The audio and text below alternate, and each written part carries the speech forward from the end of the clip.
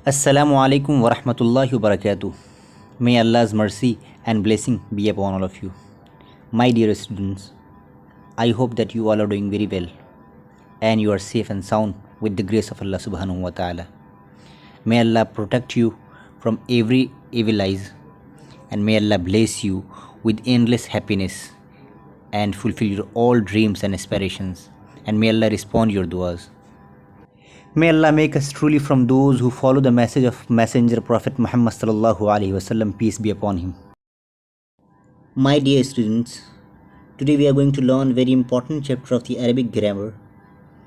It's called preposition. في اللغة العربية it's called حروف الجر.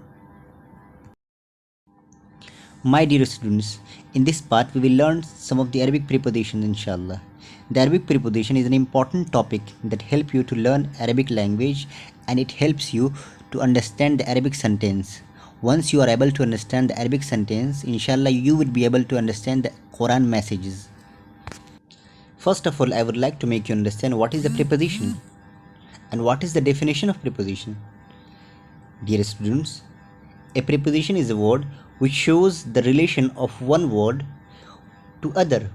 For example, the key is in the car, or the book is on the table. Dear students, as I told you that in Arabic the preposition is called huruf al-jar. We will also see some rules of prepositions, how it is used and how it works in sentence. Here are some common prepositions that is used in every sentence. Fi, which means in. Ala, which means on. Min, which means from. Ila, which means to. A preposition called huruf al-jar in Arabic language is a single letter or a word which connects two nouns or a verb and a noun to form a sentence. For example, the key is in the car. Here, in is working as a connector between key and the car. My lovely students, as you know that the most of the nouns in Arabic language can have any three vowel marks. Vowel marks means al-i'rab. For example, the noun, I am giving you example, the noun, the class can be al-faslu. Class means al-faslu. Al-faslu, al-fasla and al-fasli. I repeat that the most of the noun in Arabic language can have any three vowel mark. For example, either it can be al-faslu, al-fasla or al-fasli. But in Arabic, the noun coming after the huruf al-jar gets kasra. Kasra means zir as its final vowel mark. And then the noun with kasra is called majroor. Majroor means the noun governed by a preposition.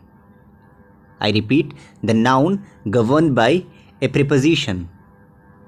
For example, if I say al-mudarrisu fil fasli, it means the teacher is in the class.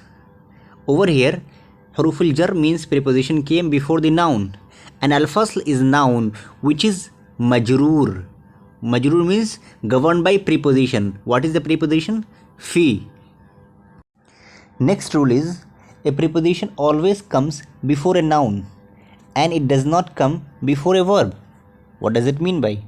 For example, I told you that preposition always comes before a noun. Take the same example. Al-mudarrisu fil fasli.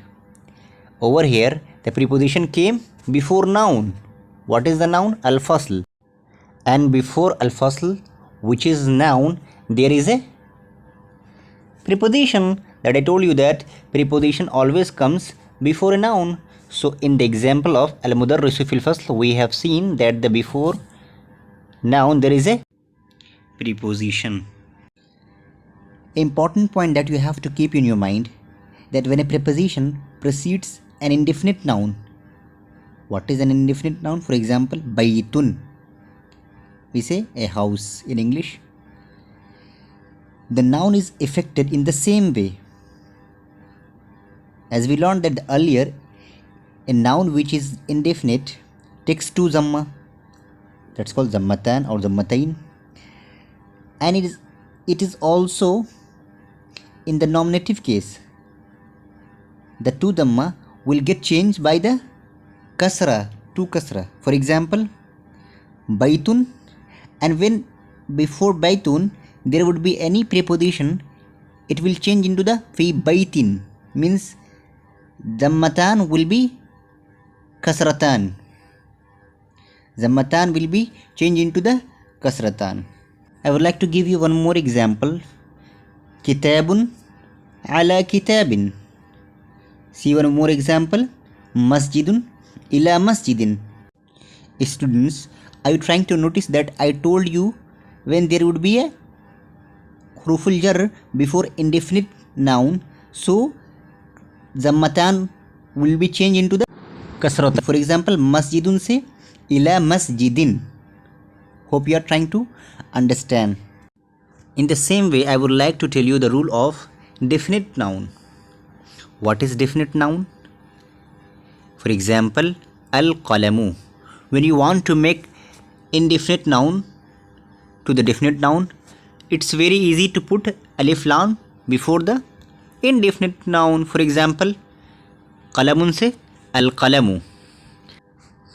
And when preposition comes before definite noun, at that time alif will be dropped while reading, not writing. For example, we say minal baiti. We cannot say min al baiti. It will be completely wrong. So alif lam will be written, but alif will not be pronounced. My dear students, are you getting my point? मैं क्या कह रहा हूँ, जब इसमें मारिफा से पहले preposition आता है, प्रीपोजिशन मतलब हरूफ जर आएगा, मिसाल के तौर पर फिल मस्जिदी, तो आपने देखा कि अल मस्जिद चूँकि इसमें मारिफा है, उससे पहले हरूफ जर आया है, तो ऐसी सूरत में अलिफ लाम जो कि हम अल मस्जिदु पढ़ते थे उसका अलिफ नहीं पढ़ा जाएगा, तो हम डायरेक्ट फ़ाया को लाम में मिला देंगे, फिल मस्जिदी, नॉट फ़ी अल मस्जिदी। यही समझाने की कोशिश कर रहा हूँ मैं। This I am trying to make you understand. चलिए एक दो एग्जाम्पल लेकर समझ लेते हैं। अल मिफ्ताहु अलल किताबी, अल मिफ्ताहु अलल किताबी, तो आपने देखा कि अल किताब जो कि इसमें मारिफा है उससे पहले हुरूफ जर आया है, तो हम उसको अलल किताब पढ़ रहे हैं, अला अल किताब नहीं पढ़ रहे हैं। Is to be translated the key is on the book. Let's take one more example. Al-waladu fil bustani. Al-waladu fil bustani is to be translated, the boy is in the garden. As you're observing that al-bustani is definite noun, and before the definite noun there is a preposition. So at that time we will pronounce fil bustani, not fi al-bustani. So al-waladu fil bustani, to be translated, the boy is in the garden. Dear students, let's analyze the composition or synthesis, or we can say tarkib, in the example of al-waladu fil bustani. So over here al-waladu is mubtada. Mubtada means subject with zamma, means it is facing the i'rab tashkil, or we can say vowel mark as a zamma, means pesh, and fil bustani is a khabar which consists of fi as a harfi jar, that's called preposition, and al bustani will be majroor due to harfi jar or called preposition. Let's observe very common preposition that is being used very commonly. For example, fi to be translated as in, ila in English, to, ala in English, on, min in English, from, li in English, for, ma in English, with, ba or be we can say, at or in, hatta in English, until or till, munzu in English, since, an in English, about, ka in English, like or as. In Arabic language grammar there are some more prepositions but these are very common to be used and to be remembered. Students, please remember it and memorize it. Next important rule, in Arabic, most feminine proper names, for example, Su'adu, Faridatu, Fatimatu, and some prophets' name, for example, Ismailu or Ibrahimu, neither accept tanween or kasra. In case of kasra, they are given fatha, means zabar. Let's analysis this example.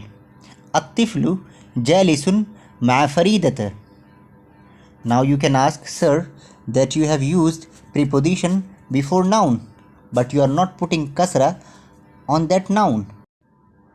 Then I'll tell you that these are some exception case, and it has some also rule.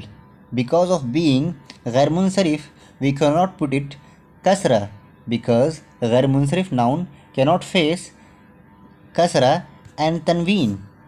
Hence we will say at-tiflu jalisun ma'a fatimata. I repeat, at-tiflu jalisun ma'a faridata aw fatimata. Please consider it. Dear students, one of the most important point that you have to keep in your mind, that these prepositions can be divided into the two groups, inseparable prepositions and separable prepositions. What are the separable prepositions and what are the inseparable prepositions? I will tell you by the example. Inseparable prepositions are those prepositions which cannot be written separately, जिसको हम अलग से नहीं लिख सकते. For example, bilqalami, bismillahi, tallahi. Over here, ta is preposition. Was-samai, waw is also preposition. It cannot be written separately. Lizaidin, hazal kitabu lizaidin. Next inseparable preposition is kaf. For example, kal qamari. We cannot write kaf separately. So these were the inseparable preposition. Now I will discuss about the separable prepositions. Dear students, separable prepositions are those which can be written separately. For example, fil arzi, fis samai, laqad kana lakum fi rasulillahi uswatun hasana. An is also separable preposition. It will be written separately. Example, an aliyin. In the Quran, it is mentioned, وَيَسْأَلُونَكَ عَنِ الرُّوحِ الَّذِينَ يَصُدُّونَ عَنْ سَبِيلِ اللَّهِ. Next example is min. Min is also separable prepositions. For example, min al-masjidi, min al-samai. In the Quran, it is mentioned, min al-zulumati ila al-nuri. Min al-zulumati ila al-nuri. Like this, ala and ila is also separable prepositions. Dear students, I believe that you have understood difference between separable prepositions and inseparable prepositions. Now let's analysis some examples. At-tilmidu dhahibun ila al-madrasati. Over here is ila is preposition and al-madrasati is majroor facing jar. Next example is al-bintu jalisatun ala al-kursi. Over here ala is harf jar, it means preposition. هذه الحافلة قادمة من الكلية. Min is harf jar. Like this, we have finished the chapter of preposition. The very common thing that you have to keep in your mind, that after the preposition there will be a kasra on that noun. For example, al kursiyi.